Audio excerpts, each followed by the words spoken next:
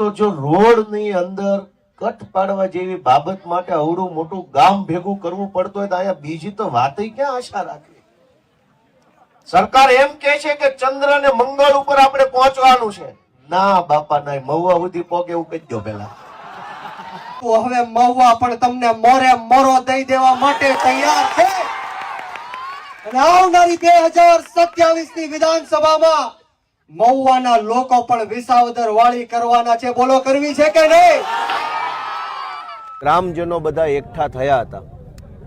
આ ગામ અને આજુબાજુના 20 જેટલા ગામોનો લગભગ 3-4 વર્ષથી એક પ્રશ્ન છે કે આ જે હાઈવે બન્યો છે ગામમાં, એમાં ઉમણિયાવદર તરફ આવવા અને ઉમણિયાવદરથી ભાવનગર કે મહુવા તરફ જવા માટે કોઈ કટ રાખવામાં આવેલ નથી, કોઈ નાળું બનાવ્યું નથી કે પુલ નથી, જેના કારણે આજુબાજુના 20 ગામના લોકોએ મહુવા જવું હોય તો 2.5 કિલોમીટર સુધી ફરીને જવું પડે છે. ભાવનગર તરફ જવું હોય તો પણ ફરીને જવું પડે છે. અને કુલ મળીને લોકોને અકસ્માતનો ભય રહે છે. 20 કરતાં વધુ લોકોનું અપમૃત્યુ થયું છે આ કટ નહીં હોવાના કારણે. અને સમયનો વ્યય થાય છે. કોઈ બીમાર પડ્યું હોય, ઇમરજન્સી આવી જાય, રત્ન કલાકાર ભાઈઓએ મહુવા કારખાને જવું હોય તો એને ખૂબ ફરી ફરીને જવાથી સમય બગડે, ખર્ચો લાગે. આ બધી તકલીફોના કારણે છેલ્લા 2-3 વર્ષથી ગામજનો, આજુબાજુના 20 ગામના તમામ જ્ઞાતિના આગેવાનો આમાં સાથે છે. એ બધાએ એવું કહે છે કે ભાઈ અહીંયા કટ મૂકવો જોઈએ. આટલી સિમ્પલ, આટલી નાની એવી, આટલી મહત્વની બાબતને સાંભળવા વાળો કોઈ માણસ નથી. લોકો એમ નથી કહેતા કે 1-1 કિલો સોનું ઘર દીઠ આપો. લોકો એમ કહે છે કે ખાલી એક નાળું બનાવો તો આવવા જવાની, હરવા ફરવાની સરળતા થાય. હવે એક હાલવા ચાલવાની સરળતા કરવાનો મુદ્દો સાંભળવા માટે કોઈ નેતા કે કોઈ અધિકારી તૈયાર નથી. 20 લોકોના મૃત્યુ થઈ ગયા પછી પણ કોઈની આંખ ખુલતી નથી કે આ જે રોડ બન્યો છે એની ડિઝાઇન ફોલ્ટી છે, ખામીયુક્ત ડિઝાઇન છે. અહીંયા નાળું હોવું જોઈએ ગામમાં આવવા જવા માટેનું. એટલે આજે ગામજનોના આ પ્રશ્નને સમજવા માટે, સાંભળવા માટે અને અમારાથી જે શક્ય બને એ પ્રમાણે અવાજ ઉઠાવી અને બેરા લોકોના સુધી આ અવાજ પહોંચાડવા ગામમાં આવ્યા હતા. ખૂબ વિશાળ સંખ્યામાં ગ્રામજનોએ હાજરી આપી. ખાસ નોંધપાત્ર બાબત એ છે કે યુવાનો, ખૂબ મોટી સંખ્યામાં યુવાનો આ સભામાં હાજર હતા અને એકદમ ઉત્સાહ, આક્રોશ સાથે હતા. આ બધાએ નિર્ણય કર્યો છે કે આ લડાઈને હજુ ચાલુ રાખવાની છે.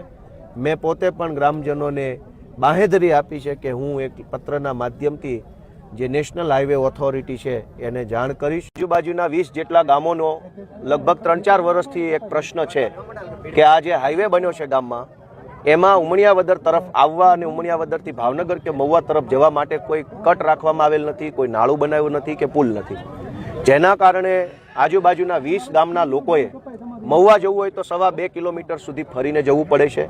ભાવનગર તરફ જવું હોય તો પણ ફરીને જવું પડે છે. અને કુલ મળીને લોકોને અકસ્માતનો ભય રહે છે. 20 કરતાં વધુ લોકોનું અપમૃત્યુ થયું છે આ કટ નહીં હોવાના કારણે.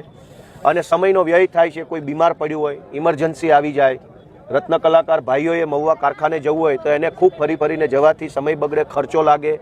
આ બધી તકલીફોના કારણે છેલ્લા 2-3 વર્ષથી ગામજનો, આજુબાજુના 20 ગામના તમામ જ્ઞાતિના આગેવાનો આમાં સાથે છે.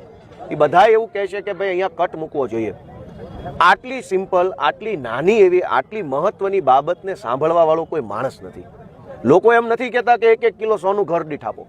લોકો એમ કહે છે કે ખાલી એક નાળું બનાવો તો આવવા જવાની, હરવા ફરવાની સરળતા થાય. હવે એક હાલવા ચાલવાની સરળતા કરવાનો મુદ્દો સાંભળવા માટે કોઈ નેતા કે કોઈ અધિકારી તૈયાર નથી.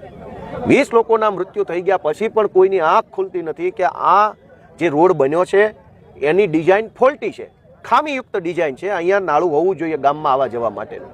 એટલે આજે ગામજનોના આ પ્રશ્નને સમજવા માટે, સાંભળવા માટે અને અમારાથી જે શક્ય બને એ પ્રમાણે અવાજ ઉઠાવી અને બેરા લોકોના સુધી આ અવાજ પહોંચાડવા માટે હું અને અમારા નેતા બ્રિજરાજભાઈ સોલંકી આજે ગામમાં આવ્યા હતા. ખૂબ વિશાળ સંખ્યામાં ગ્રામજનોએ હાજરી આપી. ખાસ નોંધપાત્ર બાબત એ છે કે યુવાનો, ખૂબ મોટી સંખ્યામાં યુવાનો આ સભામાં હાજર હતા અને એકદમ ઉત્સાહ, આક્રોશ સાથે હતા. આ બધાએ નિર્ણય કર્યો છે કે આ લડાઈને હજુ ચાલુ રાખવાની છે.